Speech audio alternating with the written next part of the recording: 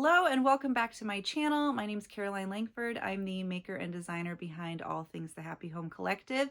And today's video is all about how I manage my small business as a full-time stay-at-home mom. If you're new to my channel, I am a floral fiber artist. I make a lot of different things out of yarn, mostly consisting of crochet, and I also mix that with embroidery, macrame, weaving, felting, whatever I feel like. I sell some of my finished pieces in my Etsy store, and I also have a variety of online courses and tutorials that I sell through my Stand store. I put out a poll on Instagram a few weeks ago asking what topics people would want to hear next in my videos.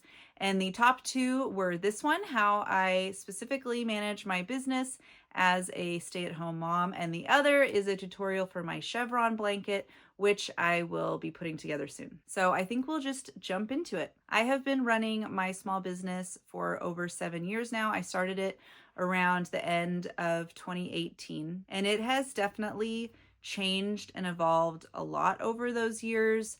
My business has changed, my personal life has changed, and the world and the market and the economy and the space on the internet and social media have all changed a lot as well. So that has definitely affected the way that I run my business and how I have made changes and adapted across all of those years. For example, when I started my business at the end of 2018, basically the beginning of 2019, I had 2 kids, a 3-year-old and a 1-year-old.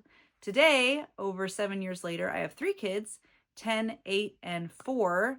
I homeschool my 2 oldest 3 days a week, and they go to school 2 days a week, and then I have my 4-year-old with me all the time. So my life now versus my life when I started this business are completely different. Also, when I first started my business, and for the first 5 years of running my business, I was only selling my finished products. So I only was working through my Etsy store.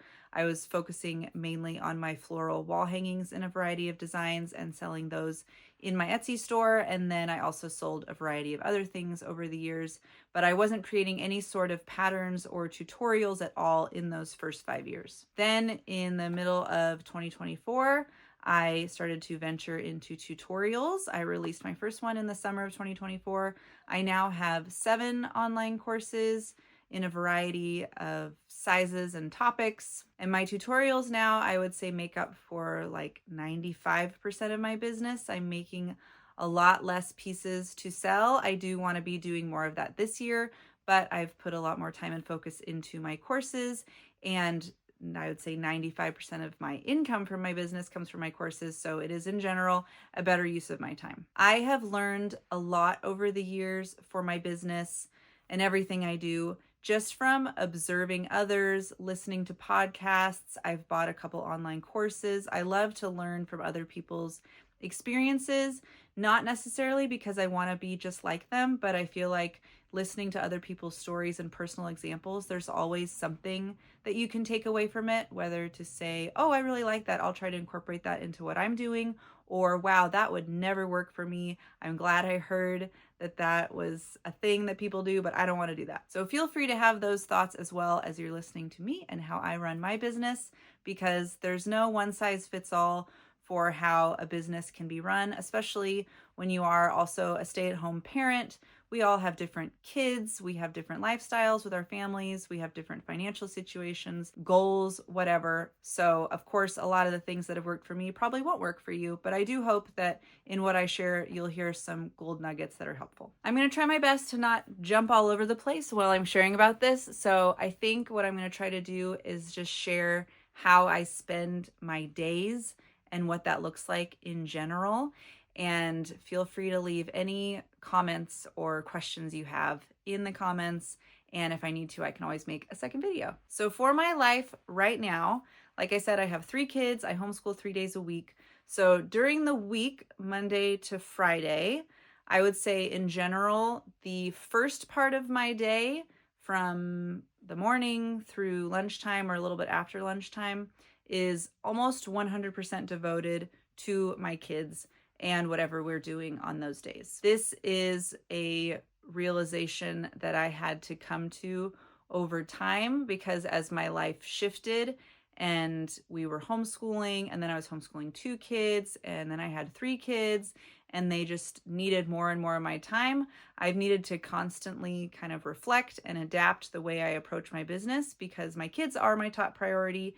And whenever I found myself almost resenting how much they needed me, I knew that I needed to make an adjustment because that just wasn't okay. And they are the higher priority than my business and always will be. So the change that I found worked best for me is just realizing, especially on our homeschool days, I am committed to them in the mornings, getting through our school, getting our school done, and then the rest of the day can be a little bit more flexible. I generally wake up in the morning, I would say between 5:30 and 6:30. Sometimes I wake up before my kids and have a little bit of time to myself. Sometimes I wake up when my kids wake up. That's generally when I wake up in the morning. On our homeschool days, we try to start school at 8 o'clock. So that means I try to make my social media posts before 8 o'clock. So generally we get up, I get breakfast going. We're kind of getting started with our day. Once they have their breakfast, we've all, had our morning time together. I do my posts. And I will talk about creating my posts later, but I do generally try to have my posts ready to go in the morning. That way, when I have the time to post them, I can just, make any little last edits, post them. I post generally on 3 to 5 platforms every morning. And so it takes, 10 to 20 minutes to get all those things going. And then my kids know 8 o'clock, I'm back with them. They need to be ready to start school, and we begin our homeschool day. I post for my business on Instagram, Threads, Facebook, TikTok, and YouTube. Instagram and Facebook are my top 2 at the moment. Instagram being number 1 pretty much all of the time. So I always start with posting on Instagram. I do try to post every single day. I've been a little bit more relaxed recently where I might skip a day during the week, but in general, I try to post every single day. So I post on Instagram and I use an auto DM feature through my website platform, which is StanStore. That is the comment link and you'll get the link thing. So if I'm doing that on a post, I make my Instagram post and then I make sure that that's all set up. I generally post from Instagram and have it also automatically post to Facebook. So I'll go over to Facebook and make sure that's okay. Sometimes I have to edit some things in the caption to make it make sense for that platform. If I posted a reel, a video, I'll then go usually post it on TikTok. A couple of years ago, I was doing a lot better on TikTok, and I feel like lately it's not the same. And so sometimes I don't even post on TikTok, but I do generally try to post on there a few times a week. I love posting on Threads. If you're not posting on Threads, you should try it because I feel like you can do well and reach people with the lowest effort of any platform. Threads, if you're not on there, is kind of the Instagram, Facebook equivalent of Twitter. So a lot of people are just posting text over there. I have found when I post text, no one cares and no one responds. So I pretty much just post whatever I'm posting on Instagram over on Threads in a much simpler way, or maybe just some pictures of a recent finished project. I will post my reel exactly how it is with a much shorter caption, and sometimes it does really well. So a lot of people have found me on Threads. Okay, so I've posted on Instagram, posted on Facebook, posted on Threads, probably posted on TikTok, and then the place I am least used to posting on regularly is YouTube, which of course you're seeing me on YouTube now, but I do try to post my reels as shorts, and sometimes I just do that later in the day or at the same time whenever I think about it. But I do try to post shorts on YouTube as well. Once I have all my social media posts rolling, I'll probably go back to my Instagram or my Facebook post, see if anybody's commented yet, and I'll respond to comments. And then at 8 o'clock, I'm with my kids starting our homeschool day. My kids currently, like I said, are 10, 8, and 4. So I have a 4th grader, a 3rd grader, and a 4-year-old. And depending on the day, my husband might be around if it's his day off. One day a week, my parents come and hang out for a couple hours. So that is kind of some relief for hanging out with my 4-year-old or helping one of my kids with their school while I'm helping the other. Some days it's just me and them, but we do have a pretty solid routine of what we do, and my kids know that at this point. So we're sitting at the table, we're starting in on whatever books we're getting started with, and then we just are rolling on with our day. In general, I try not to be doing any like focused work for my business while I'm homeschooling, but there are times where my kids are working on something where they don't necessarily need my constant attention. They just need me there for a question. And so during that time, maybe I'm crocheting some granny squares, but I'm not like working on a project that really needs my focus. I'm probably not working on my computer or anything like that. So I think that gives a pretty good overview of my morning homeschooling until lunchtime. We have lunch. Generally by then, my kids might already be done with their school or have a little bit left depending on the day and what we're doing. So we might continue with school after lunch. I know I'm sharing a lot about my homeschool day, but that is a big part of my life, and it kind of gives you a picture of I'm not just working on my business all day long. I have a lot of other things I'm doing. For filming content and taking pictures, I try to use natural light. So depending on the time of year, I kind of know when the best window of time is in my house to be doing that. And right now I'm filming this in February. It's winter. The best window of time for me to make content is between like 1 and 3 o'clock. So if I do need to be filming content or taking pictures that day, I kind of am keeping in mind, okay, once it gets to that point, if we're done with school, I'm going to be in the room making content, and my kids will be playing or reading or maybe watching a movie or something like that. I don't make content every single day, but I do try to at least a few times a week, depending on what I'm working on. If I'm working on a project where I'm trying to film the various parts going through it, I often can't continue with the project until I've filmed that part, so I try to make that happen. Also, if I have orders to pack, I always like to do that during the day. I might prepare little parts of it, like writing a thank you note, or I usually put like a little gift with my orders, so I'll maybe do that at night, but during the day is when I like to pack my orders and then take them to the post office. For the rest of the afternoon, we might be doing a variety of things. We might go somewhere, we might have friends over, my husband might be home, and we might be spending family time together. But generally, if I need to, I can do about an hour or 2 hours of work in the afternoon. And of course, that's not uninterrupted. My kids are here. They need me. They're asking me questions. Maybe I'm doing something for them. And I just know, and I've accepted this, that I do not have generally uninterrupted time to work on things for my business during the day because I am a stay-at-home mom and that is my life, and that is fine. So moving on with the day, we have dinner together. We do a variety of things after dinner, and then generally our kids are in bed or in their rooms for bedtime by like 7:30. And then from that point on until around 10 o'clock is when I do the majority of the work for my business. And this is how I have run my business in general for the whole time. I've always had the most time to work on my business after my kids go to bed at night, whether that starts at 6:30 or 7:30. I do try to get a good night's sleep. I am not a business owner who stays up till 2 in the morning to get a whole bunch of stuff done. I am in bed by 10. That's when I like to go to bed. And so that usually gives me like 2 to 3 or not 4, 2 or 3 hours every night to work on projects or create content or edit my content to post the next day. Or if I'm working on a tutorial, I might be editing videos, things like that. I do work on my business 7 days a week, I would say. Of course, some days more than others. Some days I barely have any time at all, but I don't necessarily try to take a day off. I don't really want a day off. I really enjoy my business. And sometimes the work I'm doing is just working on a crochet project, and that doesn't really feel like a lot of work. So I do work on my business 7 days a week. I don't take a full day off at all. And I even try to post 7 days a week. Weekends actually look fairly similar to my weekdays. As far as the morning time, I generally devote to my kids or housework, or on Sundays we're going to church.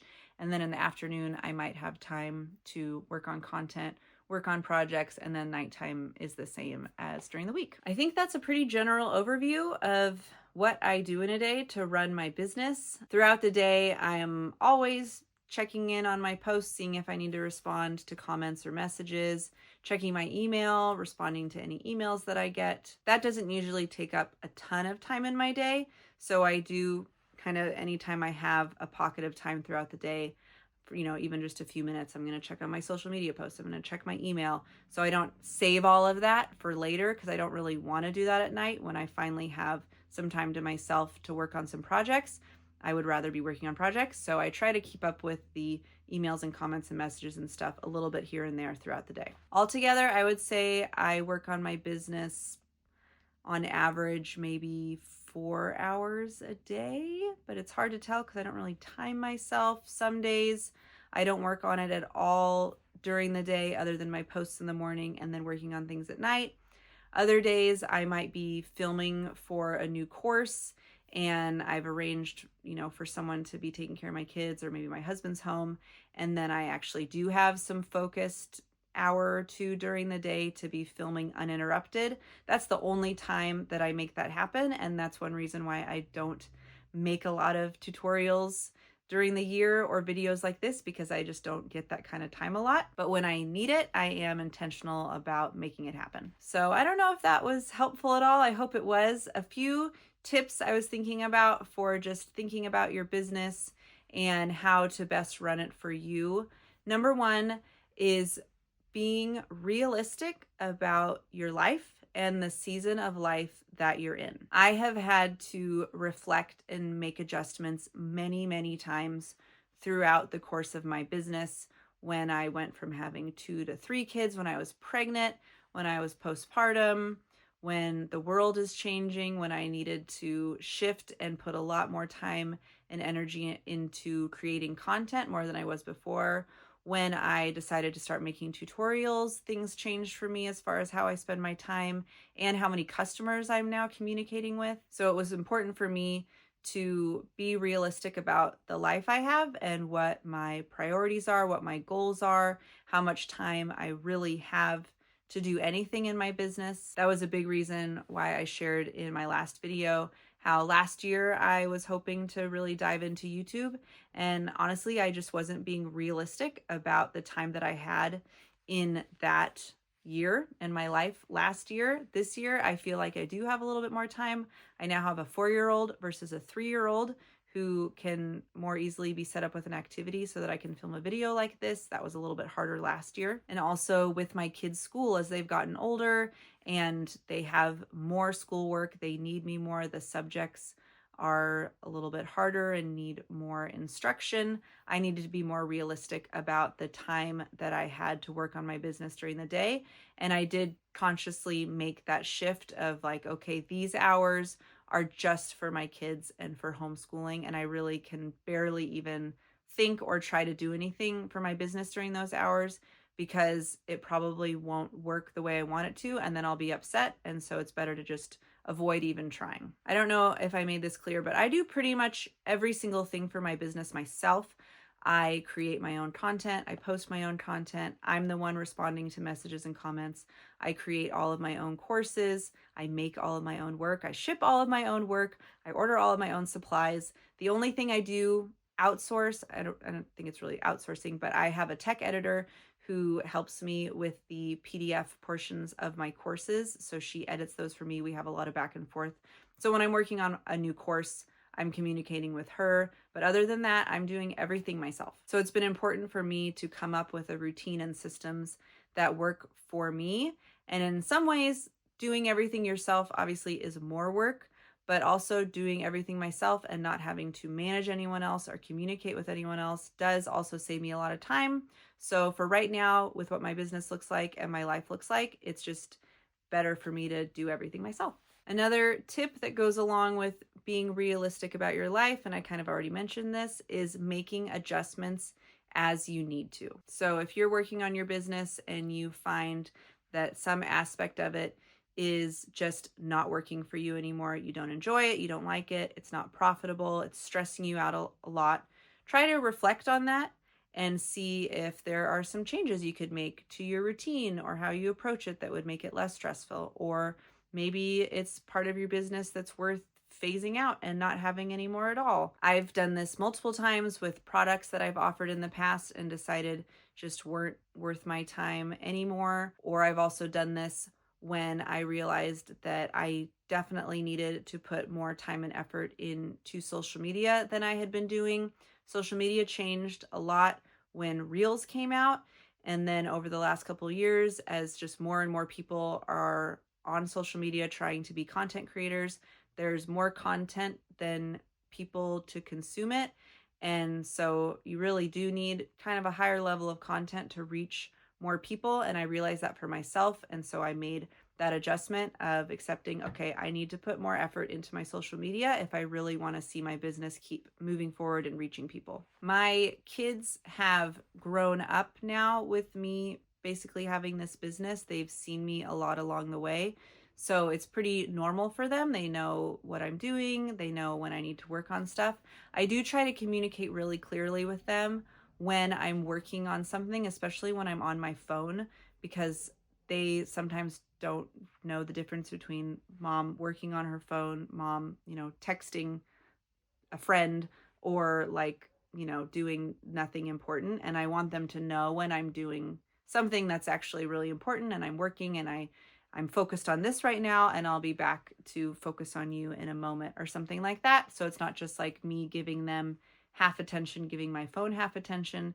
That's an adjustment I've needed to make sure they know what I'm doing. And or also I'll just, if it's something I don't need to be doing at that moment, putting my phone down and giving them my focus and not trying to be half and half anywhere, if that makes sense. Another tip, and something that I could probably make a whole other video about, and maybe I will someday, is to know that your business is your business and it doesn't need to look like anybody else's. You don't need to necessarily do things the way you see most everyone else do things, or you don't need to do things at all that you see other people doing, or you can do something different that you don't really see other people doing. It's your business. And especially in the handmade world, there are so many different avenues you can take in your business, whether you're selling online, you're selling in person, you're selling wholesale, you're doing markets, you're creating tutorials, you're writing patterns, you're teaching workshops. There's so many different things you can do, and you don't have to do all of them, and probably wouldn't be that successful at doing all of them because that's just too many things. So I think it's important to focus on the things that you really want to be doing, that you love doing, and are going to be worthwhile for your business, because you do need, in general, to be making money to have a business that's going to last and that's worth your time. I have made adjustments over the years and hard choices to say no to things that maybe seemed like a good opportunity, but was just something that I didn't have the time for, nor did I really want to do. And the last tip or thing I'll say about this, I've been thinking about this as well, is that it can be a challenge when you're an artist or a maker and you just enjoy making things and then you kind of shift to turning that into a business, to be a little casual about things, to maybe, work on your business here and there, but then take really long breaks, or, be consistent for a while and then not, or say you're going to do things and then not do them because life changes. And of course, life happens. Nobody's perfect. But in general, if you want to have a business and you want your business to feel like a business and to pay you like a business, you need to treat it like a business. And that is something that I have tried to be intentional about, is being consistent and professional in the way that I run my business and the way that I communicate with my customers. And that's going to look different for everybody, probably, whatever that looks like for you. But just to say that if you are wanting your business to grow, you're wanting to see success and you have goals, consistency is one of the top things for seeing that happen. And also recognizing what point of your business you're in. If you're just getting started, then that's kind of where you are. You're just getting started. You're going to figure out a lot of things along the way. You might get started with one thing or products that you're selling or a way that you're doing that, and then along the way you'll make adjustments and changes, bring in new things, get rid of things. There's a lot of experimentation and learning and growing that happens in the beginning, whereas after 5+ years or whatever of your business, you might be in a place where you're just pretty consistent. You know what you're doing, you're consistently making new pieces, you have your style, you have repeat customers. It looks different than when you just began. So again, being realistic about the part in your business journey that you're in now and not comparing that to someone who's in a totally different part of their business journey. All right, I have said a lot of things. I hope this was helpful. Again, please leave any questions you have in the comments. If you have a handmade business and you want to chat about that, leave that in the comments as well. I'd love to hear from you. And if there's a lot of questions that I totally forgot to answer, I would love to make another video on this subject. In conclusion, I would just like to say that if you are a stay-at-home mom and you want to have a business, you can do it. It will take effort, it will take sacrifice, and it will probably not look the same as other people you see doing similar things because your life and your role as a mom and your children, all of that is a unique situation.